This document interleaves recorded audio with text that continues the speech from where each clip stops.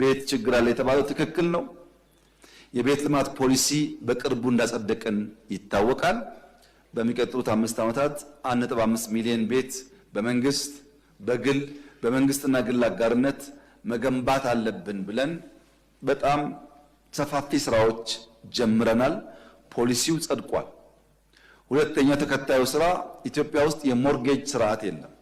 አንድ ሰው በሱና በሪል ስቴት ቢልደሩ መካከል ባንክ ዋስ ሆኖ ሰውየው ከባንክ ጋር ቢልደሩ ከባንክ ጋር የሚዋዋሉበትና ቢልደሩም ሳይጎዳ ገዢውም ለባንክ በየወሩ ከሚያገኘው እየከፈለ የቤት ባለቤት የሚሆንበት ስርዓት ወይም ሞርጌጅ ኢትዮጵያ ውስጥ አልነበረም።